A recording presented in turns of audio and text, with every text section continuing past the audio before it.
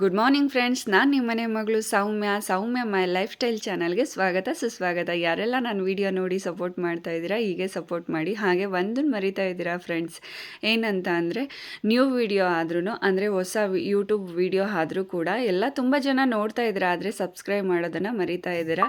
ದಯವಿಟ್ಟು ವಿಡಿಯೋನ ಸಬ್ಸ್ಕ್ರೈಬ್ ಮಾಡಿಕೊಂಡು ನೋಡಿ. ಹಾಗೆ ನಿಮ್ಗೆ ಇಷ್ಟ ಆದರೆ ಲೈಕ್ ಮಾಡಿ, ನಿಮ್ಮ ಅನಿಸಿಕೆ ಏನೇ ಇದ್ದರೂ ಕೂಡ ತಿಳಿಸಿ ಕಮೆಂಟ್ ಬಾಕ್ಸಲ್ಲಿ, ಓಕೆನಾ? ಹಾಗೆ ನಿಮ್ಮ ಫ್ರೆಂಡ್ಸ್ ಆ್ಯಂಡ್ ಫ್ಯಾಮಿಲಿಗೆ ಶೇರ್ ಮಾಡಿ.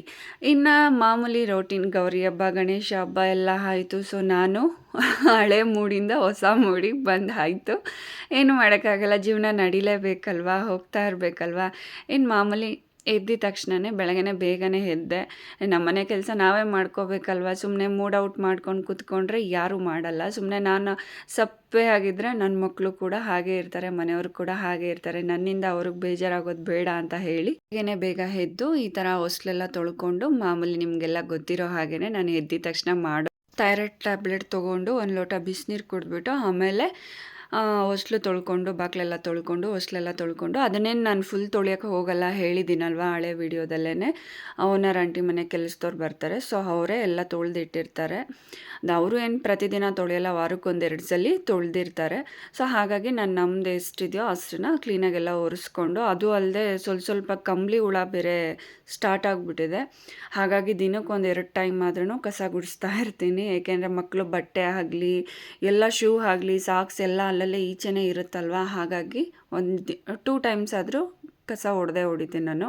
ಇನ್ನು ಈ ಥರ ಎಲ್ಲ ಸಿಂಪಲ್ಲಾಗಿ ರಂಗೋಲಿ ಹಾಕ್ಕೊಳ್ಳೋಣ ಅಂತ ಹೇಳಿಬಿಟ್ಟು, ಅಂದರೆ ನಾನೇನು ಇವಾಗ ಮೈಂಡಿಗೆ ಏನು ಬರುತ್ತೋ ಅದನ್ನು ತೊಳಿಬೇಕಾದಾಗಲೇ ಅನ್ಕೋತೀನಿ, ಇವತ್ತು ಯಾವ ಥರ ರಂಗೋಲಿ ಹಾಕೋದು ಅಂತ. ಅಲ್ಲಿಗೆ ಬಂದಮೇಲೆ ಯೋಚನೆ ಮಾಡ್ತೀನಿ ಹೊರ್ತು ಮೊದಲೇ ಏನು ಪ್ಲ್ಯಾನ್ ಏನು ಮಾಡ್ಕೊಳ್ಳಲ್ಲ. ಸಿಂಪಲ್ಲಾಗಿ ಹಾಗೆ ಹಾಕ್ಕೊಳ್ಳೋಣ ಅಂತ ಅಂದ್ಬಿಟ್ಟು ಶುಕ್ರವಾರ ಅಲ್ವಾ, ಸೊ ದೀಪ ಇರಲಿ ಅಂತ ಹೇಳಿಬಿಟ್ಟು ಸಿಂಪಲ್ಲಾಗಿ ಚೆನ್ನಾಗಿ ಒಂದು ದೀಪ ಹಾಕ್ಕೊಂಡೆ. ನನಗೆ ತುಂಬ ಅಂದರೆ ತುಂಬ ನೆಮ್ಮದಿ ಕೊಡೋ ಅಂಥ ಜಾಗ ಅಂತಂದರೆ ಇದು ರಂಗೋಲಿ ಹಾಕೋದು. ಇಲ್ಲೇ ಅಂತಲ್ಲ, ಇದೇನು ನಮ್ಮ ಸ್ವಂತ ಮನೆ ಅಲ್ಲ, ಬಾಡಿಗೆ ಮನೆ ಆದರೂ ಕೂಡ ನಾವಿರೋವರೆಗೂ ನಮ್ಮದೇ ಅಲ್ವಾ ಮನೆ. ಸೊ ಹಾಗೆ ಈ ಥರ ಕ್ಲೀನಾಗಿ ಎದ್ದಿದ ತಕ್ಷಣ ಕ್ಲೀನಾಗಿ ಮನೆ ಆಗಲಿ, ನಾವಾಗಲಿ, ಈಚೆ ಆಗಲಿ ಎಲ್ಲ ಕಡೆ ಕ್ಲೀನಾಗಿ ಇಟ್ಕೊಂಡ್ರೆ ನೋಡಲಿಕ್ಕೂ ಒಂದು ಚೆಂದ ಇರುತ್ತೆ.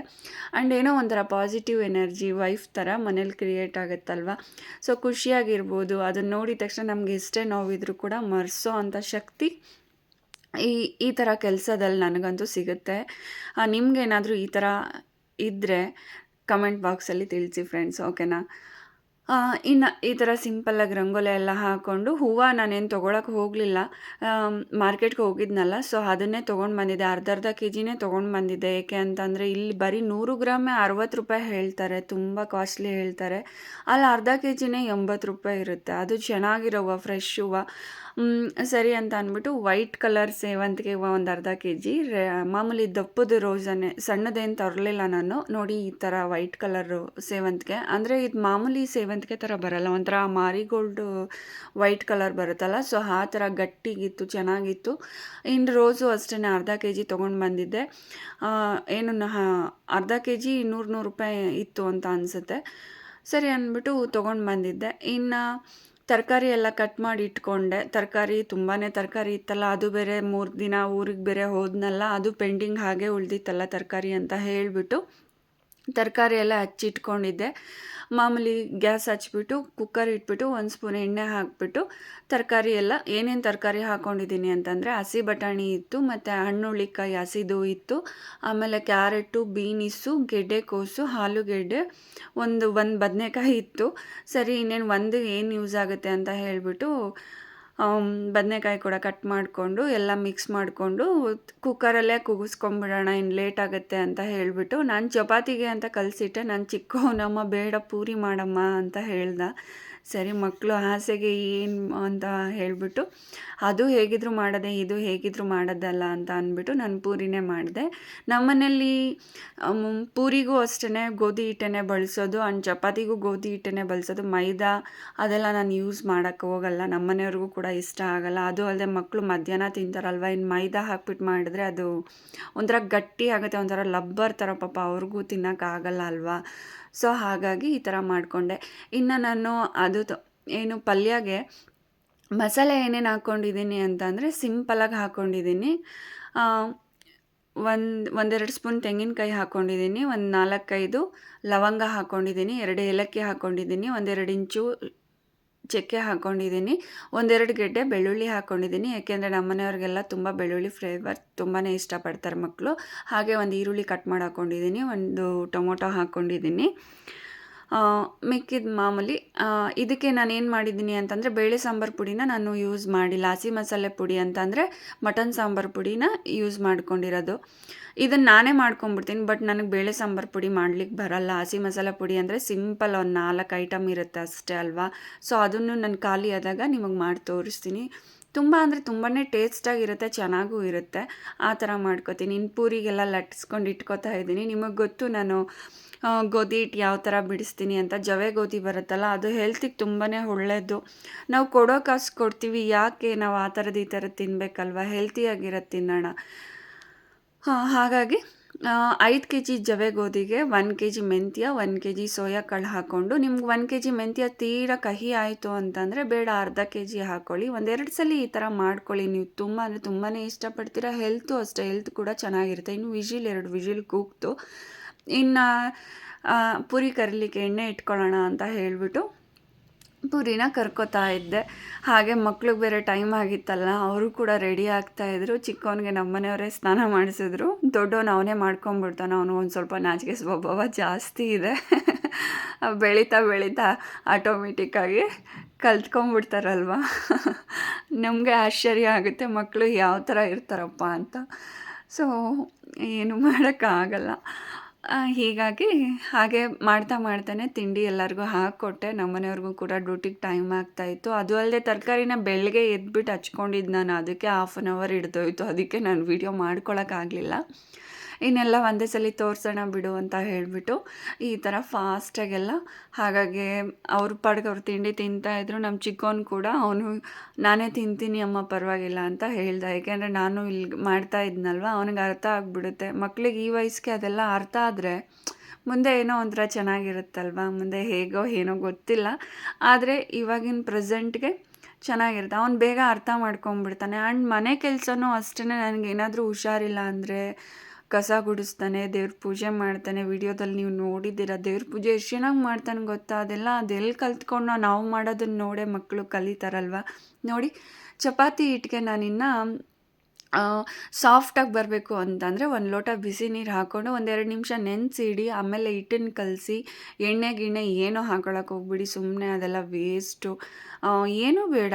ಯಾಕೋ ಅಷ್ಟು ಎಣ್ಣೆ ಹಾಕ್ಕೊಂಡು ಒಬ್ಬೊಬ್ಬರು ಅಷ್ಟು ಎಣ್ಣೆ ಹಾಕ್ಕೊಂಡು ಕಲಿಸ್ಬೇಕಾದಾಗಲೇ ಅಷ್ಟು ಎಣ್ಣೆ ಹಾಕ್ಕೊಂಡ್ಬಿಡ್ತಾರೆ. ನಾನು ಎಣ್ಣೆ ಗಿಣ್ಣೆ ಏನೂ ಹಾಕ್ಕೊಂಡು ಕಲಿಸಲ್ಲ, ಮಾಮೂಲಿ ಡ್ರೈಯಾಗೇ ಕಲಿಸ್ತೀನಿ. ಆದರೂ ನೋಡಿ ಎಷ್ಟು ಚೆನ್ನಾಗಿ ಉಬ್ಬಿ ಬರ್ತಾ ಇದೆ ಅಲ್ವಾ. ನಾವು ಮಾಡ್ಕೊಂಡಂಗೆಲ್ಲ ಇರುತ್ತೆ, ನಾವು ರೂಢಿ ಆದಾಗೆಲ್ಲ ಇರುತ್ತೆ. ಇನ್ನು ಈ ಥರ ಎಲ್ಲ ತಿಂಡಿ ಗಿಂಡಿ ಎಲ್ಲ ಪ್ರಿಪೇರ್ ಆದಮೇಲೆ ಫೈನಲ್ಲು ನಮ್ಮ ಶ್ರಮಕ್ಕೆ ತಕ್ಕ ಪ್ರತಿಫಲ ಈ ಥರ ಇತ್ತು. ಸೊ ನಾನು ಸ್ಕೂಲಿಂದ ಮಕ್ಕಳನ್ನ ಸ್ಕೂಲಿಗೆ ಬಿಟ್ಬಿಟ್ಟು ಬಂದೆ. ಅಲ್ಲಿಂದ ಬಂದಿದ ತಕ್ಷಣವೇ ತಿಂಡಿ ತಿನ್ಕೊಳ್ಳೋಣ ಅಂತ ಹೇಳಿಬಿಟ್ಟು, ಮಕ್ಳಿಗಿನ್ನ 8:40ಗೆ ಬೆಲ್ ಆಗೋದು. ಅಲ್ಲಿಂದ ಬಂದ್ಬಿಟ್ಟು ನಾನು ಒಂದು ಸ್ವಲ್ಪ ರೆಸ್ಟ್ ಮಾಡಿದೆ. ಇನ್ನು ಮಧ್ಯಾಹ್ನದಿದ್ದು ಇದು ಸಾಯಂಕಾಲ ವೀಡಿಯೋ ಇದು. ಟೊಮೊಟೊ ಸಾಂಬಾರು ಮಾಡಿಬಿಟ್ಟು ಅನ್ನ ಮಾಡಿದೆ. ಅದನ್ನೇ ನಾನು ಶೇರ್ ಮಾಡೋಕ್ಕೆ ಹೋಗಲಿಲ್ಲ. ಯಾರೋ ಬಂದಿದ್ದರು, ಗೆಸ್ಟ್ ಬಂದಿದ್ದರು. ಏನೋ ಕಾರ್ಡ್ ಇತ್ತಂತೆ ಕೊಡ್ಲಿಕ್ಕೆ ಬಂದಿದ್ದರು. ಗುರುಪ್ರವೇಶದ ಕಾರ್ಡ್ ಇತ್ತು ಅಂತ ಹೇಳಿ ಕೊಡ್ಲಿಕ್ಕೆ ಬಂದಿದ್ದರು. ಸೊ ಹಾಗಾಗಿ ನಾನು ವೀಡಿಯೋ ಏನು ಮಾಡೋಕ್ಕೆ ಹೋಗಲಿಲ್ಲ. ಇನ್ನು ಸಂಜೆ ಪಾತ್ರೆ ಇದೆಯಲ್ಲ ಸ್ವಲ್ಪ ತೊಳ್ಕೊಂಬಿಡೋಣ ಅಂದ್ಬಿಟ್ಟು ಮಕ್ಕಳನ್ನು ಟ್ಯೂಷನಿಗೆ ಬಿಟ್ಬಿಟ್ಟು ಅಲ್ಲಿಂದ ಬಂದು ಪಾತ್ರೆ ಎಲ್ಲ ತೊಳ್ಕೊತಾ ಇದ್ದೀನಿ. ಟ್ಯೂಷನ್ಗೆ ಅಂತಂದರೆ ನಾನು ಆನೆಸ್ಟಾಗಿ ಹೇಳ್ತೀನಿ, ನನಗೆ ಇಂಗ್ಲೀಷ್ ನನಗೆ ಸರಿಯಾಗಿ ಬರಲ್ಲ. ಏನು 100ಗೆ ಒಂದು 40% ಬರ್ಬೋದು. ಬಟ್ ಇವಾಗಿನ ಜನ್ರೇಷನ್ ಮಕ್ಕಳಿಗೆ 100ಗೆ 100% ಬರಲೇಬೇಕು. ನಾವೆಲ್ಲ ಮಂಡ್ಯದಲ್ಲಿ ಓದಿದ್ದು. ಮಂಡ್ಯದವ್ರಿಗೂ ನಿಮಗೆಲ್ಲ ಆಲ್ಮೋಸ್ಟ್ ಗೊತ್ತಿರುತ್ತಲ್ವ, ನಾವೆಲ್ಲ ಇಂಗ್ಲೀಷಲ್ಲಿ ವೀಕೆ. ಅದ್ರಲ್ಲಿ ನಾನಂತೂ ತುಂಬಾ ವೀಕ್ ಅಂತಲೇ ಹೇಳ್ಬೋದು. ಪಾಸ್ ಆಗಿದ್ದೀನಿ, ಬಟ್ ಎಲ್ಲದರಲ್ಲೂ ಇಂಗ್ಲೀಷಲ್ಲಿ ಮಾತ್ರ ಜಸ್ಟ್ ಪಾಸ್ ಆಗಿದ್ದೀನಿ. ಸಾಕು 35 ಬಂದುಬಿಟ್ರೆ ಸಾಕಪ್ಪ ಅಂದ್ಕೊಂಡೆ ಕೈ ಮುಕ್ಕೊಂಡು ದೇವ್ರಿಗೆ ಹೋಗ್ತಾ ಇದ್ದಿದ್ದು. ಅದೇ ದೊಡ್ಡ ವಿಷಯ. ಇಂಗ್ಲೀಷಲ್ಲಿ ಪಾಸ್ ಆದ್ಯಾ ಅಂದರೆ ಎಲ್ಲರೂ ಆಶ್ಚರ್ಯ ಪಡ್ತಾರೆ. ನಾನಂತೂ ಹಾಗೆ ಮಾಡ್ತಾಯಿದ್ದಿದ್ದು. 35 ಮಾರ್ಕ್ಸ್ ಮೇಲೆ ನಾನು ಓದೋಕ್ಕೂ ಹೋಗ್ತಿರಲಿಲ್ಲ, ಅದ್ರ ಬಗ್ಗೆ ನಾನು ತಲೆನೇ ಕೆಡ್ಸ್ಕೊಳಕ್ಕೆ ಹೋಗ್ತಿರಲಿಲ್ಲ. ಇನ್ನು ಫಿಲ್ಟ್ರು ಬೇರೆ ರಿಪೇರಿ ಆಗಿಬಿಟ್ಟಿತ್ತು. ಇದನ್ನು ತೊಗೊಂಡು 4 ವರ್ಷ ಆಯಿತು. ನೋಡಿದರೆ ಒಂಚೂರು ರಿಪೇರಿನೇ ಬಂದಿರಲಿಲ್ಲ. ಆಮೇಲೆ ರಿಪೇರಿ ಆಗೋಯ್ತು ಇದ್ದಕ್ಕಿದ್ದಂಗೆ. ಇದೇನಪ್ಪ ಅಂತ ಅಂದ್ಕೊಂಡು ಗೊತ್ತಿರೋರೇ ಒಬ್ಬರು ಹೇಳಿದ್ರು, ಈ ಥರ ಇವ್ರ ನಂಬರ್ ಕೊಟ್ಟರು. ಆಮೇಲೆ ಅವ್ರು ಬಂದು ರಿಪೇರಿ ಮಾಡಿಕೊಟ್ರು. ಮಾಡಿದ್ಮೇಲೆ ಅವರು ಕೂಡ ಹೇಳಿದ್ರು, ಅವರೆಲ್ಲ ಅಲ್ಲೇ ತೊಗೊಂಡು ಹೋಗ್ಬಿಟ್ಟು ಏನೋ ಈ ಮೋಟ್ರೆಲ್ಲ ಹೋಗಿದೆ ಅಂತ ಹೇಳಿ ಮನೆಗೇ ತೊಗೊಂಡು ಬಂದು ಫಿಟ್ ಮಾಡಿ ಹೋದರು. ಹಳೇದೇ ರಿಪೇರಿ ಮಾಡಿಸಿದ್ದು ಅಷ್ಟಕ್ಕೇ 6800 ರೂಪಾಯಿನೋ ಆಯಿತು ಬಿಲ್ಲು. ಏನೂ ಮಾಡೋಕ್ಕಾಗಲ್ಲ, ಇಲ್ಲೆಲ್ಲೂ ಫಿಲ್ಟ್ರು ಕೂಡ ಇಲ್ಲ. ತೊಗೊಳ್ಳೋಣ ಅಂತ ಹೇಳಿದ್ರೆ ನೀರನ್ನ ನಮಗದು ಅಡ್ಜಸ್ಟ್ ಆಗಲ್ಲ. ಹಾಗಾಗಿ ಮಾಡಿಸ್ಬಿಟ್ಟು ಅವ್ರ ನಂಬರ್ ಹಾಕಿದ್ರು, ನಿಮ್ಗೇನಾದರೂ ಬೇಕು ಅಂದರೆ ಆ ನಂಬರ್ನ ತೊಗೊಳ್ಳಿ, ಓಕೆನಾ. ಹಾಗೆ ಇನ್ನು ಪಾತ್ರೆ ಎಲ್ಲ ತೊಳೆದಾಯ್ತು. ನಾನು ಫ್ರೆಶ್ ಅಪ್ ಆದೆ, ಕಸ ಎಲ್ಲ ಗುಡಿಸಿ ಫ್ರೆಶ್ ಅಪ್ ಆದೆ. ಈ ಥರ ಪೂಜೆ ಮಾಡಿಬಿಡೋಣ ಅಂತ ಹೇಳಿಬಿಟ್ಟು ಲೈಟ್ ಹಾಕೋಕ್ಕಿಂತ ಮುಂಚೆ ಹೊಸ್ಲಿಗೆ ನೀರು ಹಾಕಿಬಿಟ್ಟು ಲೈಟ್ ಹಾಕ್ಕೊಂಡು ಪೂಜೆ ಮಾಡಿ ಫ್ರೆಂಡ್ಸ್. ಏಕೆ ಅಂದರೆ ಅದು ತುಂಬಾ ಒಳ್ಳೆಯದು. ಆವಾಗಿನ ಕಾಲದಿಂದನೂ ನಡ್ಸ್ಕೊಂಡು ಬಂದಿರೋ ಸಂಪ್ರದಾಯನ ನಾವು ಕೂಡ ನಡ್ಸ್ಕೊಂಡು ಫಾಲೋ ಮಾಡ್ಕೊಂಡು ಬರಬೇಕಲ್ವ. ನಾವು ಕಲ್ತಿದ್ದೆ ನಮ್ಮ ಮಕ್ಕಳು ಕಲಿಯೋದು ಅಲ್ವಾ. ಇವಾಗಲಿಂದನೇ ಎಲ್ಲ ಮಕ್ಳಿಗೂ ಕೂಡ ಗೊತ್ತಾಗಬೇಕಲ್ವ. ಹಾಗಾಗಿ ಈ ಥರ ಸಿಂಪಲಾಗಿ ಒಂದು ಪೂಜೆ ಮಾಡಿಕೊಂಡೆ. ಮನಸ್ಸಿಗೆ ಏನೋ ಒಂಥರ ನೆಮ್ಮದಿಯಾಗಿತ್ತು. ಮಕ್ಕಳು ಕೂಡ ಟ್ಯೂಷನ್ಗೆ ಹೋಗಿದ್ರಲ್ಲ, ನಮ್ಮ ಮನೆಯವರು ಕೂಡ ಇನ್ನೂ ಡ್ಯೂಟಿಯಿಂದ ಬಂದಿರಲಿಲ್ಲ, ಅವ್ರು ಬರೋದೇ ಲೇಟು. ಹಾಗಾಗಿ ಇಷ್ಟು ಈ ಶುಕ್ರವಾರದ ಪೂಜೆ ಆಯಿತು. ಕಾಕಡ ಹೂವು ಬೇರೆ ಇತ್ತು, ನಾನು ಅದನ್ನು ಕಟ್ಕೊಳ್ಳಿಕ್ಕೆ ಟೈಮೇ ಆಗಲಿಲ್ಲ. ಮಧ್ಯಾಹ್ನ ಹೇಳಿದ್ನಲ್ಲ, ಊರಿಂದ ಕಾರ್ಡ್ ಕೊಡ್ಲಿಕ್ಕೆ ಬಂದಿದ್ರು, ಅವ್ರ ಜೊತೆ ಮಾತಾಡ್ಕೊಂಡು ಹಾಗೆ ಕೂತ್ಕೊಂಡ್ಬಿಟ್ಟೆ. ಇನ್ನು ನಮ್ಮ ಕೆಲಸ ನಾವೇ ಮಾಡಿಕೊಂಡೆ. ನೋಡಿದೆಯಾ ಎಷ್ಟು ದೌಲತ್ತಿದೆ, ಮಾತಾಡ್ದೇ ವಿಡಿಯೋ ಮಾಡ್ತಾರೆ ಹಾಗೆ ಹೀಗೆ. ಅದೆಲ್ಲ ನಾವು ಯಾಕೆ ತೊಗೋಬೇಕಲ್ವ ಫ್ರೆಂಡ್ಸ್. ಇನ್ನಿಷ್ಟೆಲ್ಲ ಆದಮೇಲೆ ಪಾತ್ರೆ ಗೀತ್ರೆ ಎಲ್ಲ ತೊಳೆದಾಯ್ತು. ಪಾತ್ರೆ ನಾನೇನು ಜೋಡಿಸ್ಲಿಕ್ಕೆ ಹೋಗಲಿಲ್ಲ. ಆಮೇಲೆ ನೀರೆಲ್ಲ ಸೋರ್ಕೊಳ್ಳಿ, ಆಮೇಲೆ ಜೋಡಿಸ್ಕೊಳ್ಳೋಣ ಅಂತ ಹೇಳಿಬಿಟ್ಟು ಹಾಲು ತೊಗೊಂಬರಕ್ಕೆ ಹೋಗಿದ್ದೆ. ಅವ್ರು ಚೇಂಜ್ ಇಲ್ಲ ಅಂತ ಹೇಳಿಬಿಟ್ಟು ಒಂದು ಪ್ಯಾಕೆಟ್ ಲೆವಿಸ್ಟಾ ಕಾಫಿ ಪುಡಿ ಕೊಟ್ಟರು. ಅದನ್ನು ಹಾಕ್ಕೊಂಡು ಕಾಫಿ ಮಾಡ್ತಾಯಿದ್ದೆ. ಇನ್ನು ಈ ಮಗ್ಗು ನಾನು ಅಂಗಡಿಲಿದ್ದಾಗ ಬಿಸಿನೀರು ಕುಡಿಲಿಕ್ಕೆ ಅಂತ ತೊಗೊಂಡಿದ್ದೆ. ಇದಿಲ್ಲ ಅಂದರೆ 1/4 ಲೀಟ್ರ್ ನೀರು ಇಡಿಸುತ್ತೆ. ನನಗಿದು ಬಿಸಾಕೋಕ್ಕೆ ಮನಸ್ಸಾಗಲಿಲ್ಲ, ಅದಕ್ಕೆ ನಾನು ಈ ಥರ ಯೂಸ್ ಮಾಡಿಕೊಂಡೆ. ಇನ್ನು ಕಾಫಿ ಕೂಡ ರೆಡಿ ಆಯಿತು. ಚೆನ್ನಾಗಿತ್ತು ಕಾಫಿ ಲೆವಿಸ್ಟಾ. ಮೊದಲೆಲ್ಲ ನಾನು ಇದೇ ಕುಡಿತಾ ಇದ್ದಿದ್ದು, ಬಟ್ ಆದರೆ ಓವರ್ ಹೀಟ್ ಆಗ್ತಾಯಿತ್ತು. ಹಾಗಾಗಿ ಈ ಲೆವಿಸ್ಟಾನ ಜಾಸ್ತಿ ನಾನು ಯೂಸ್ ಮಾಡೋಕ್ಕೆ ಹೋಗ್ತಾಯಿಲ್ಲ. ಇವಾಗ ಏನಿದ್ರು ಮಾಲ್ಗುಡಿ ಕಾಫಿ ಪೌಡರ್ ಬಂದಿದೆಯಲ್ಲ, ಅದು ಕೂಡ ಚೆನ್ನಾಗಿದೆ, ಅದನ್ನೇ ಬಳಸ್ಕೊತೀನಿ. ನಮ್ಮ ಮನೆಯವರಂತೂ ಕಾಫಿ ಕುಡಿಯಲ್ಲ. ಕುಡಿದ್ರೆ ಎಲ್ಲೋ ಒಂದು ಟೈಮು ಅಪರೂಪಕ್ಕೆ ಟೀ ಕುಡಿತಾರೆ ಅಷ್ಟೇ. ಬಂದು ಸೋಫಾ ಮೇಲೆ ಬಂದು ಕೂತ್ಕೊಂಡು ಈ ಥರ ಕೃಷ್ಣನ ಪೂಜೆ ಎಲ್ಲ ಆಯಿತು. ಫಿಶ್ ಟ್ಯಾಂಕ್ ಕ್ಲೀನ್ ಮಾಡೋಣ ಅಂದ್ಕೊಂಡು ಟೈಮೇ ಆಗ್ತಾಯಿಲ್ಲ ಫ್ರೆಂಡ್ಸ್. ಮಂತ್ಲಿಗೆ ಒಂದ್ಸಲಿನಾದರೂ ಮಾಡಿಕೊಂಡ್ರೆ ತುಂಬ ಒಳ್ಳೇದಲ್ವ. ಅದು ಶಾರ್ಕ್ ಎಲ್ಲ ಇದೆ, ತುಂಬ ದೊಡ್ಡದಾಗಿದೆ, ಗಲೀಜು ಮಾಡುತ್ತೆ. ಇನ್ನು ಕಾಫಿ ಕುಡ್ಕೊಂಡು ನನ್ನ ಮಗನ ಟ್ಯೂಷನಿಗೆ ಕರ್ಕೊಂಬರೋಕ್ಕೆ ಅಂತ ಹೋದೆ. ಅವನು ಖುಷಿ ಆಗೋಯ್ತು ನಾನು ವಿಡಿಯೋ ಮಾಡಿದ ತಕ್ಷಣ. ಇನ್ನು ರಾತ್ರಿಗೂ ಕೂಡ ಅನ್ನ ಮಾಡ್ಕೊಂಡಿದ್ದೆ, ಸಾಂಬಾರು ಅದೇ ಇತ್ತು, ಟೊಮೊಟೊ ಸಾಂಬಾರೇ ಇತ್ತು. ಹಾಗೆ ಒಂದು ಫೋಟೋ ತೊಗೊಂಡೆ ಅಷ್ಟೇ, ಅದನ್ನು ನಿಮ್ಮ ಹತ್ರ ಹಂಚ್ಕೊಳ್ಳೋಣ ಅಂತ ಹೇಳಿ. ಈ ಥರ ಫೈನಲಾಗಿ ಊಟ ಎಲ್ಲ ಮಾಡಾದಮೇಲೆ ಗ್ಯಾಸೆಲ್ಲ ಒರೆಸ್ಕೊಂಡು ಎಲ್ಲ ಪಾತ್ರೆ ಗೀತ್ರೆ ಎಲ್ಲ ತೊಳ್ಕೊಂಡು ಇನ್ನು ಮಕ್ಳಿಗೆ ಹಾಲು ಕೊಡಬೇಕಲ್ಲ. ನೈಟ್ ಟೈಮ್ ಕಂಪಲ್ಸರಿ ರೆಗ್ಯುಲರಾಗಿ ಹಾಲು ಇದ್ದೇ ಇರುತ್ತೆ. ನೀವು ನಂಬ್ತಿರೋ ಬಿಡ್ತಿರೋ, ನನ್ನ ಚಿಕ್ಕ ಮಗ ಮಧ್ಯರಾತ್ರಿಲೆಲ್ಲ ಎದ್ದು ಅಮ್ಮ ಹಾಲು, ಅಮ್ಮ ಹಾಲು, ಅಮ್ಮ ಹಾಲು ಅಂತ ಕೇಳ್ತಾನೆ ಇದ್ದ. ಇವಾಗ ಒಂದು 7-8 ತಿಂಗಳಿಂದನೂ ಬಿಟ್ಟಿದ್ದಾನೆ. ಅವನು ಹಾಲು ಅಂದಿದ ತಕ್ಷಣ ನಾನು ಬಿಸಿ ಮಾಡ್ಕೊಂಡು ತೊಗೊಂಬಂದು ಕೊಡಬೇಕಾಗಿತ್ತು. ಎಷ್ಟೇ ತಪ್ಪಿಸಿದ್ರು ತಪ್ಸೋಕ್ಕೆ ಆಗಲಿಲ್ಲ. ಆಮೇಲೆ ಸರಿ ಅಂದ್ಬಿಟ್ಟು ಇವಾಗ ಬಿಟ್ಟಿದ್ದಾನೆ. ಇವಾಗ ಅದಕ್ಕೆ ರಾತ್ರಿ ಹೊತ್ತು ಮಲ್ಕೋಬೇಕಾದಾಗ್ಲೇ ಕುಡಿದ್ಬಿಟ್ಟು ಮಲ್ಕೊಂಬಿಟ್ರೆ ಅವ್ರಿಗೂ ಕಣ್ಣು ತುಂಬ ಚೆನ್ನಾಗಿ ನಿದ್ದೆ ಬರುತ್ತೆ. ಪಾಪ ಅವ್ರಿಗೂ ರೆಸ್ಟ್ ಇಲ್ಲ. ಬೆಳಗ್ಗೆ 7 ಗಂಟೆಗೆ ಎದ್ದು ರೆಡಿಯಾಗಿ ಸ್ನಾನ ಮಾಡ್ಕೊಂಡು ತಿಂಡಿ ತಿನ್ಕೊಂಡು ಹೋದರೆ ಇನ್ನು ಅವ್ರು ಮಲ್ಕೊಳ್ಳೋದೇ ನೈಟ್ ಒಂದು 9-9:15 ಹಾಗೇ ಹೋಗಿಬಿಡುತ್ತೆ. ಇನ್ನು ಟ್ಯೂಷನಲ್ಲೂ ಕೂಡ ಸ್ವಲ್ಪ ಹೋಮ್ವರ್ಕ್ ಕೊಡ್ತಾರೆ, ಅಲ್ಲೂ ಓದ್ಕೊಳ್ಳೋದು ಅದು ಇದು ಎಲ್ಲ ಇರುತ್ತಲ್ಲ. ಸೊ ಅಲ್ಲಿಂದ ನಾನು ಮನೆಗೆ ಬಂದಮೇಲೂ ಅವ್ರಿಗೆ ಮನೆಗೆ ಬಂದಮೇಲೂ ಅಷ್ಟೇ ನಾನು ಕೂಡ ಹೇಳ್ಕೊಡ್ತೀನಿ. ಮ್ಯಾಥ್ಸ್ ಆಗಲಿ, ಹಿಂದಿ ಆಗಲಿ, ಕನ್ನಡ ಆಗಲಿ ಒಂದು ಸ್ವಲ್ಪ ನಾವು ಕೂಡ ಅದ್ರ ಬಗ್ಗೆ ಹೇಳಿದ್ರೆ ಅವ್ರಿಗೂ ಅರ್ಥ ಆಗುತ್ತೆ. ಇನ್ನು ನಾನು ಮೀಶೋದಲ್ಲಿ ಚಾರ್ಟು ಅಂದರೆ ಬೋರ್ಡ್ ಬುಕ್ ಮಾಡ್ಕೊಂಡಿದ್ದೀನಿ. ಸೊ ನಿಮ್ಮ ಮನೇಲಿ ಮಕ್ಕಳಿದ್ರೆ ಆ ಥರ ಬುಕ್ ಮಾಡ್ಕೊಳ್ಳಿ, ಆ ಥರ ಬರೆಸಿ ಅವ್ರಿಗೇನೋ ಒಂಥರ ಖುಷಿ ಸಿಗುತ್ತೆ. ಏನೋ ಒಂಥರ ನಾನು ಬೋರ್ಡ್ ಮೇಲೆ ಬರಿತಾ ಇದ್ದೀನಿ, ಚಾಪೀಸಲ್ಲಿ ಬರಿತಾ ಇದ್ದೀನಿ ಅಂತ ಕಲಿತವೆ ಮಕ್ಕಳು. ನನ್ನ ಮಕ್ಕಳು ಹಾಗೆ ಮಾಡ್ತಾರೆ. ಮ್ಯಾಥ್ಸ್ ಆಗಲಿ, ನನ್ನ ಮಕ್ಕಳು ಇಬ್ಬರು ಕೂಡ ಸ್ವಲ್ಪ ಮ್ಯಾಥ್ಸಲ್ಲಿ ಸ್ವಲ್ಪ ವೀಕ್ ಇದ್ದಾರೆ. ನಾನೇನು ಮಾಡ್ತೀನಿ, ಲೆಕ್ಕ ಹಾಕ್ಕೊಟ್ಬಿಡ್ತೀನಿ. ಅವ್ರ ಪಾಡ್ಗೆ ಅವ್ರು ಮಾಡ್ತಾ ಇರ್ತಾರೆ, ಕಲಿತಾ ಇರ್ತಾರೆ. ಕಲೀಲಿ ಬಿಡಿ, ನಿಧಾನಕ್ಕೆ ಕಲೀಲಿ ಮಕ್ಕಳು ಅಲ್ವಾ.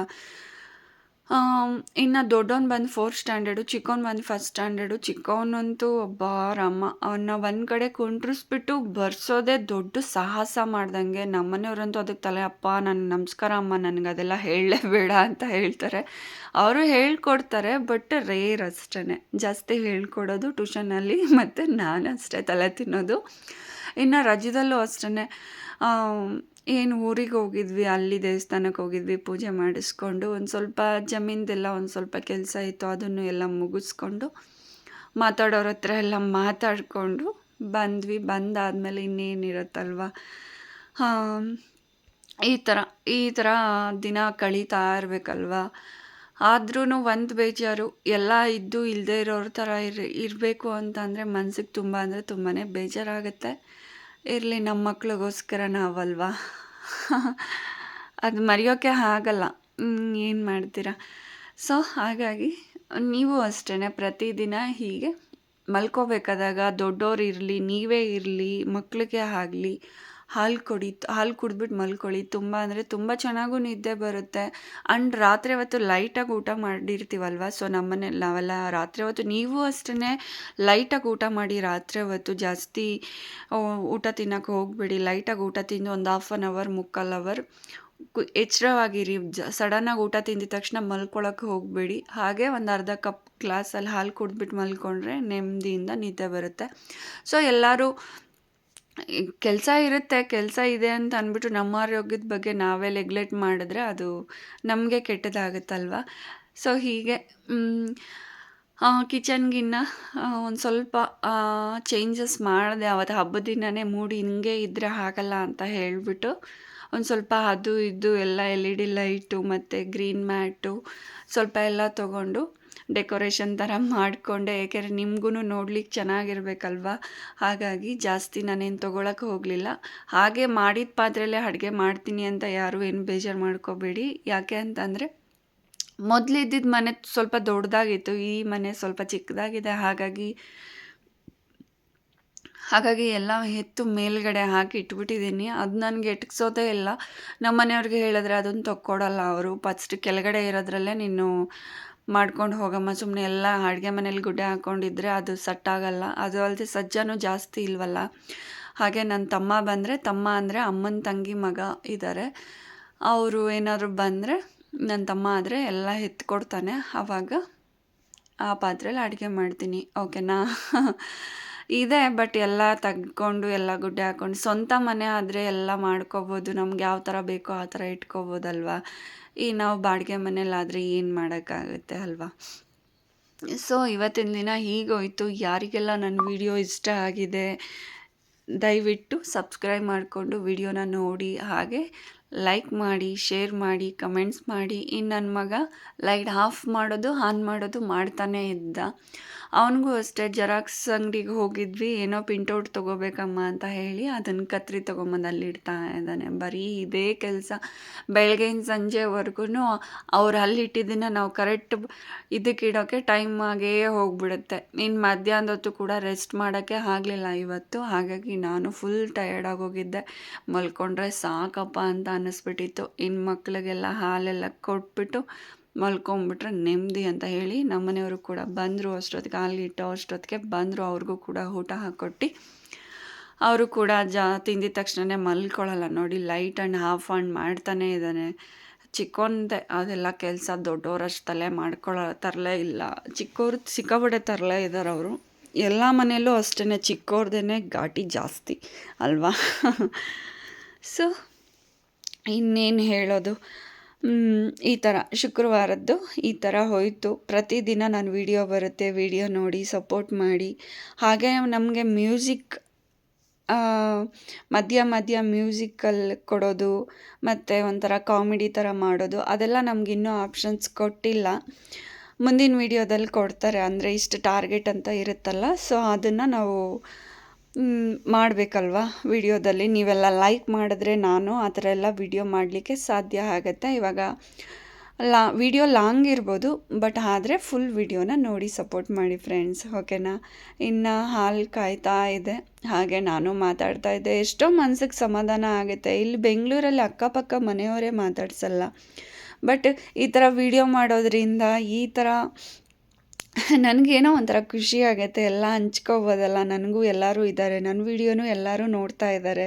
ಸೊ ಅವ್ರಿಗೇನಾದರೂ ಯೂಸ್ ಆಗೋ ಅಂಥ ಮೆಸೇಜ್ನ ನಾನು ಹೇಳಬೇಕು ಅಂತ ನನ್ನ ಮನಸ್ಸಿಗೂ ಬಂದಿದೆ ಆ್ಯಂಡ್ ಬರುತ್ತೆ. ಆಮೇಲೆ ಏನಂತ ಅಂದರೆ ಇವಾಗ ಬೆಂಗಳೂರಲ್ಲಿ ಏನಾದ್ರೂ ಕೂಡ ಯಾರು ರೆಸ್ಪಾನ್ಸ್ ಮಾಡಲ್ಲ. ಬಟ್ ಆದರೆ ಒಂದು ಹಳ್ಳಿಲಾಗಲಿ ಎಷ್ಟು ಬೇಗ ಕ್ವಿಕ್ಕಾಗೆ ಬಂದ್ಬಿಡ್ತಾರೆ. ಮಾತಾಡಲಿಲ್ಲ ಹಿಂದಿನ ದಿನ ಜಗಳ ಆಡಿರ್ತೀವಿ ಅಂತ ಅಂದ್ಕೊಳ್ಳಿ, ಏನಾದರೂ ಒಂದು ಕಷ್ಟ ಅಂದಿದ ತಕ್ಷಣ ಇಮ್ಮಿಡಿಯೇಟಾಗಿ ಬಂದುಬಿಡ್ತಾರೆ, ಇಮ್ಮಿಡಿಯೇಟಾಗೆ ರೆಸ್ಪಾನ್ಸ್ ಮಾಡ್ತಾರೆ. ಬಟ್ ಸಿಟಿಲಿ ಆ ಥರ ಅಲ್ಲ. ನಮಗೆ ಅಂದರೆ ನಾನು ಚಿಕ್ಕದ್ರಿಂದನೂ ಸಿಟಿಲೇ ಬೆಳೆದಿದ್ದು. ಬಟ್ ಸೆವೆಂತ್ವರೆಗೂ ಇಲ್ಲಿ ಬೆಂಗಳೂರಲ್ಲೇ ಓದಿದ್ದು ನಾನು. ಆಮೇಲೆ ನಮ್ಮ ಹಳ್ಳಿಗೆ ಹೋಗಿದ್ದು. ಸೆವೆಂತಿಂದ ಡಿಗ್ರಿವರೆಗೂ ಮದುವೆವರೆಗೂ ಹಳ್ಳಿಲೇ ಇದ್ದಿದ್ದು. ಆದ್ರೂ ಈ ಒಂದು 5, 6, 7, 8 ವರ್ಷ ಇದ್ರೂ ಕೂಡ ಹೋಗಿ ಬಂದು ಇರ್ತಾ ಇದ್ವಿ ಹಳ್ಳೀಲಿ. ಆದರೆ ಆ ವಾತಾವರಣನ ಬಿಟ್ಟು ಈ ಸಿಟಿ ವಾತಾವರಣಕ್ಕೆ ಹೊಂದ್ಕೊಳ್ಳೋದು ಸ್ವಲ್ಪ ಕಷ್ಟನೇ ಆಗುತ್ತೆ ಅಲ್ವಾ. ಯಾಕೆಂದರೆ ಯಾರು ಸರಿಯಾಗಿ ಮಾತಾಡ್ಸಲ್ಲ. ಒಂದು ಸ್ಮೈಲ್ ಕೊಟ್ರೂ ಒಬ್ಬೊಬ್ರು ಏನು ಮಾಡ್ತಾರೆ, ಮುಖ ಸಿಂಡಿಸ್ಕೊಂಡ್ಬಿಡ್ತಾರೆ. ಏನು ಸತ್ತಾಗ ಏನಾದ್ರು ಹೊತ್ಕೊಂಡು ಹೋಗ್ತೀವ, ಕೆಟ್ಟ ರೀತಿಲಿ ಬೇಡ. ಒಂದು ಸ್ಮೈಲು ಇಲ್ವಲ್ಲ ಈ ಸಿಟಿ ಜನಕ್ಕೆ ಅಂತ ಒಂದೊಂದ್ಸಲಿ ಸಿಕ್ಕಾಪಟ್ಟೆ ಅನಿಸ್ಬಿಡುತ್ತೆ. ಎಂಥ ಮುಸುಡಿಗಳಪ್ಪ ಅಂತ ಅನಿಸುತ್ತೆ. ನನಗಂತೂ ಬೇಜಾರೇ ಆಗಿಬಿಡುತ್ತೆ. ನಮ್ಮನೆಯವ್ರಿಗೆ ಬಂದು ಹೇಳ್ತೀನಿ, ನೀನು ಇನ್ನೂ ಅಪ್ಡೇಟ್ ಆಗಿಲ್ಲ. ಅಪ್ಡೇಟ್ ಅಂದರೆ ಏನು ಫ್ರೆಂಡ್ಸ್ ಅಲ್ವಾ. ಒಬ್ರು ಮಾತಾಡಿಸ್ಬೇಕು, ನಗು ಮುಖದಲ್ಲಿ ಇರಬೇಕು. ಯಾವಾಗಲೂ ಮುಖ ಗಂಟಾಕೊಂಡು ಯಾವಾಗೂ ನಾವು ದುಡಿಬೇಕು, ಸಂಪಾದನೆ ಮಾಡಬೇಕು, ಬಿಲ್ಡಿಂಗ್ ಮೇಲೆ ಬಿಲ್ಡಿಂಗ್ ಕಟ್ಟಬೇಕು, ಹಾಗೆ ಹೀಗೆ ಆಸೆ ಇರುತ್ತೆ. ಬಟ್ ಅದನ್ನೆಲ್ಲ ಓವರಾಗಿ ಇಟ್ಕೊಳ್ಳೋಕ್ಕೂ ಹೋಗಬಾರ್ದು ಅಲ್ವಾ. ದೇವ್ರು ನೀನು ಮಡಗ್ದಂಗಿರು ಅಂತ ಅಂದಾಗ ನಮ್ಮಲ್ಲಿ ಒಳ್ಳೆತನ, ಪ್ರಾಮಾಣಿಕತೆ ಎಲ್ಲ ಇದ್ದರೆ ದೇವ್ರು ಕೊಟ್ಟೇ ಕೊಡ್ತಾನಲ್ವ. ನಮ್ಮ ಮನಸ್ಸಲ್ಲಿ ಒಬ್ರಿಗೆ ಕೆಟ್ಟದನ್ನು ಬಯಸ್ತೇನೆ, ಒಳ್ಳೆಯದನ್ನು ಬಯಸ್ಕೊಂಡು ನಮ್ಮ ಪಾಡಿಗೆ ನಾವಿದ್ದರೆ, ಇವಾಗ ಎಷ್ಟೋ ಜನ ತುಂಬ ಜನ ಸಾಲ ಸಾಲ ಸಾಲ ಸಾಲ ಸಾಲ ಅಂತ ಮಾಡ್ತಾರೆ. ಸಾಲ ಆಗೋದೆ ನಾವು ಇನ್ನೊಬ್ರನ್ನ ನೋಡಿಕೊಂಡು ಹುರ್ಕೋತೀವಲ್ಲ, ಅವನು ಹಾಗಿದ್ದಾನೆ, ಅವನು ಅದನ್ನು ಮಾಡಿಸ್ಕೊಂಡ, ಅವ್ರು ಆ ಥರ ಮನೆ ಕಟ್ಟರು, ಅವ್ರು ಅಲ್ಲಿ ಸೈಡ್ ತೊಗೊಂಡ್ರು, ಹಾಗೆ ಹೀಗೆ. ತೊಗೊಳ್ಳಿ ಬಿಡಿ ಫ್ರೆಂಡ್ಸ್, ನಮ್ಮ ಕೈಯಲ್ಲಿ ಆಗಬೇಕು, ನಾವು ತೊಗೋಬೇಕು. ನಾವು ಸಾಲ ಮಾಡಿಬಿಟ್ಟು ಇಲ್ಲಿ ಬಡ್ಡಿ ಕಟ್ಕೊಂಡು ಅವ್ರ ಮನೆ ಹತ್ರ ಎಲ್ಲ ಬಂದು ಜಗಳ ಮಾಡಿಕೊಂಡು ಮತ್ತು ಅದನ್ನು ತೊಗೊಂಡಿರೋದನ್ನು ಮಾರಿಬಿಟ್ಟು ತೊಗೊಳ್ಳೋದು, ಅದೆಲ್ಲ ಫಜೀತಿನೇ ಬೇಡ. ನಾವು ಕಷ್ಟಪಟ್ಟು ನಮ್ಮ ಟಾರ್ಗೆಟ್ ಎಷ್ಟಿದೆ, ನಮ್ಮ ಮನೆ ಸಂಸಾರಕ್ಕೆ ಎಷ್ಟು ಬೇಕು, ನಮ್ಮ ಮಕ್ಕಳು ವಿದ್ಯಾಭ್ಯಾಸಕ್ಕೆ ಎಷ್ಟು ಬೇಕು, ಇವಾಗೆಲ್ಲ ಎಜುಕೇಷನ್ಗೆ ವ್ಯಾಲ್ಯೂ ಇರೋದು. ಯಾವ ಹಣ ಆಸ್ತಿ ಏನೂ ಇಲ್ಲ. ಅವಾಗೆಲ್ಲ ದುಡ್ಡಿನಿಂದೆ ಓಡ್ತಾ ಇದ್ರು, ಇವಾಗೆಲ್ಲ ಆರೋಗ್ಯದಿಂದ ಓಡ್ತಾ ಇದ್ದಾರೆ. ಈ BP, ಶುಗರ್ ಇದೆಲ್ಲ ಬರೋದೇ ಇದೇ ಕಾರಣಕ್ಕೆ ಬರೋದು. ಯಾಕೆ ಬೇಕೋ ಆರಾಮಾಗೆ ಜೀವನ ನಡೆಸೋಣ, ಖುಷಿಯಾಗಿರೋಣ, ಹೊಟ್ಟೆ ತುಂಬ ತಿನ್ನೋಣ, ಕಣ್ಣು ತುಂಬ ನಿದ್ದೆ ಮಾಡೋಣ. ನೆಮ್ಮದಿ ಇಲ್ಲ ಅಂತಂದರೆ ನೀವು ಅಬ್ಸರ್ವ್ ಮಾಡಿದಿರೋ ಇಲ್ವೋ, ಏನಂತಂದರೆ ಯಾರಾದರೂ ಸಾಲ ಮಾಡಿಬಿಟ್ಟು ಹೆಂಗೆ ಅಂತಂದರೆ ಅವ್ರ ಫಜೀತಿ ನಾನು ತುಂಬ ಹತ್ರದಿಂದ ನೋಡಿದ್ದೀನಿ. ಅಬ್ಬಾ ಬೇಡಪ್ಪ, ಅಂಥ ಜೀವನ ಬೇಡವೇ ಬೇಡ. ಗಂಜಿ ಆದರೂ ಪರವಾಗಿಲ್ಲ, ಮನೆ ಒಳಗಡೆ ಯಾರೂ ನೋಡೋಕ್ಕೆ ಬರಲ್ಲ. ನಾವು ಅಂಬಲಿ ಕುಡಿತೀವೋ, ಗಂಜಿ ಕುಡಿತೀವೋ, ಇಲ್ಲ ಬಿರಿಯಾನಿನೇ ತಿಂತೀವೋ, ಮನೆ ಒಳಗಡೆ ಯಾರು ಬಂದು ನೋಡ್ತಾರೆ. ನಮ್ಮ ಜೀವನ, ನಮ್ಮ ಸಂಸಾರನ ನಾವೇ ನಡೆಸ್ಕೊಂಡು ಹೋಗ್ಬೇಕು. ಅದು ಮಾಡಿಬಿಟ್ಟು ಸಾಲ ಮಾಡಿಬಿಟ್ಟು ಸೋಕಿ ಮಾಡೋ ಅಂಥದ್ದು ಬೇಡ ಅಲ್ವಾ. ಸೊ ನನಗೆ ಗೊತ್ತಿರೋಷ್ಟು ಹೇಳಿದ್ದೀನಿ. ಏನಾದರೂ ತಪ್ಪಾಗಿ ಹೇಳಿದರೆ ಸಾರಿ ಫ್ರೆಂಡ್ಸ್. ಬಟ್ ಸಾಲ ಅಂತೂ ಬೇಡ ಅಷ್ಟೇ. ನಮಗೆ ದೇವ್ರು ಎಷ್ಟು ಕೊಟ್ಟಿದ್ದಾನೋ ಹಾಸಿಗೆ ಇದ್ದಷ್ಟು ಕಾಲು ಚಾಚೋಣ. ಅದು ಇವಾಗಿನ ಜನ್ರೇಷನ್ನಲ್ಲಂತೂ ಸಾಲ ಅನ್ನೋದು ಬೇಡವೇ ಬೇಡ ಅಲ್ವಾ. ಸೊ ಇನ್ನು ನಾಳೆನೂ ವಿಡಿಯೋ ಬರುತ್ತೆ, ಪ್ರತಿದಿನವೂ ವಿಡಿಯೋ ಬರುತ್ತೆ. ವಿಡಿಯೋ ನೋಡಿ ಸಪೋರ್ಟ್ ಮಾಡಿ, ಸಬ್ಸ್ಕ್ರೈಬ್ ಮಾಡಿಕೊಂಡು ವಿಡಿಯೋನ ನೋಡಿ. ಇನ್ನೂ ದೀಪ ಹುರಿತಾ ಇತ್ತು, ತುಂಬಿದ ಬಿನ್ಗೆಲ್ಲ ಎಲ್ಲರೂ ನೀರಿಡ್ತಾ ಇದ್ದೀರ ಅಲ್ವಾ. ಅದು ತುಂಬ ಮನೆಗೆ ಶ್ರೇಷ್ಠ. ಮಕ್ಕಳಿರೋ ಮನೆಗಂತೂ ತುಂಬಾ ಒಳ್ಳೆಯದದು. ನೀವು ಕೂಡ ಪ್ರತಿದಿನ ಇಡಿ. ಅದಕ್ಕೆ ನಾನು ಅಲ್ಲಿಡೋದು ಯಾವಾಗಲೂ ನೀವು ಅದನ್ನೇ ನೋಡ್ತಾ ಇರೋದು ನಿಮಗೂ ಬೋರ್ ಆಗುತ್ತೆ ಅಂತ ಹೇಳಿಬಿಟ್ಟು ನಾನೇನು ಮಾಡಿದೆ, ದೇವ್ರ ಹತ್ರ ಇಟ್ಟಿದ್ದೀನಿ. ಇವತ್ತಿನ ವಿಡಿಯೋ ಇಷ್ಟೆಲ್ಲ ಆಯಿತು ಫ್ರೆಂಡ್ಸ್. ಇನ್ನು ನಾಳೆ ಶನಿವಾರದ ವಿಡಿಯೋ ಹೇಗಿರುತ್ತೆ, ಹೇಗೆ ಮಾಡ್ತೀನಿ ನನ್ನ ಮಕ್ಕಳ ಜೊತೆ, ಹೇಗೆಲ್ಲ ಟೈಮ್ ಪಾಸ್ ಮಾಡ್ತೀನಿ ಅದನ್ನ ಖಂಡಿತವಾಗ್ಲೂ ನೋಡಿ, ಓಕೆನಾ. ಹಾಗೆ ನಿಮ್ಮ ಫ್ರೆಂಡ್ಸ್ ಆ್ಯಂಡ್ ಫ್ಯಾಮಿಲಿಗೆ ವಿಡಿಯೋನ ಶೇರ್ ಮಾಡಿ. Thank you for watching friends.